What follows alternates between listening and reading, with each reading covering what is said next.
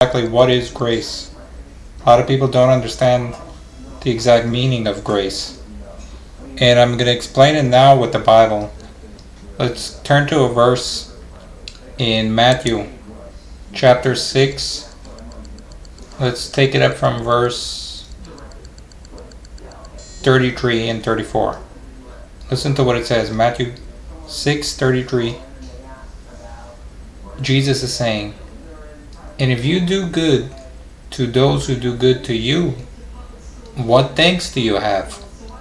For sinners also do the same."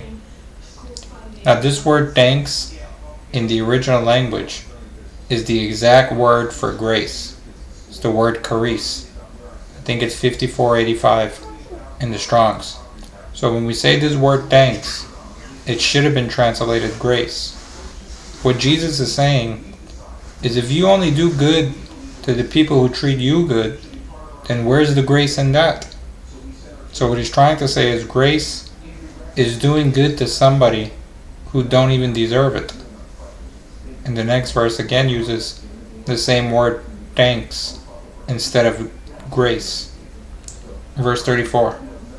"And if you lend to those of who you hope to receive, what thanks do you have? For sinners also lend to sinners to receive as much again."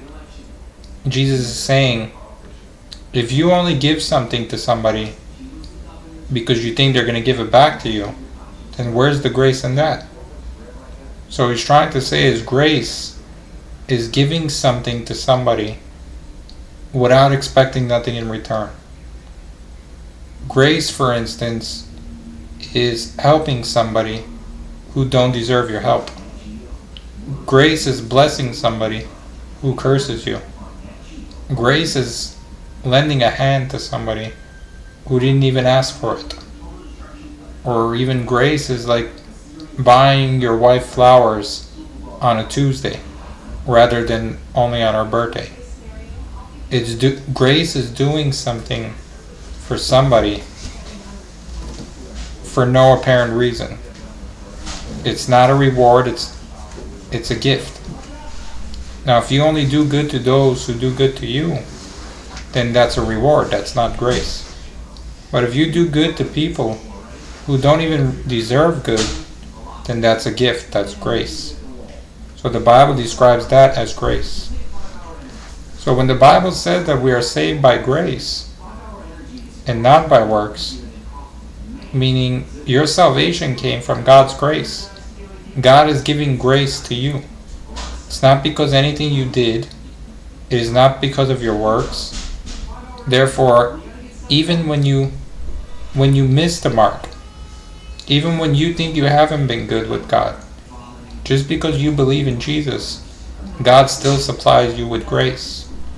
Because in Matthew 6:33, if you read the whole chapter, Jesus is saying to do good to those who do bad to you. And that is giving them grace. Well, it's the same way with God. Now that you belong to Christ, God does good to you, even if you do bad to Him. That's what grace is. Peter gives another example with this exact word grace. Go to 1 Peter chapter 2, verse 18. 1 Peter chapter 2, verse 18. Peter talks about grace. Over here he's talking about servants and masters, which is basically an employee and his boss. Listen to what he says. "Servants, be subject to your masters with all fear, not only to the good ones and the gentle ones, but also to the forward ones." He's saying you must be good to your boss, even if your boss is basically a jerk. "For this is thankworthy."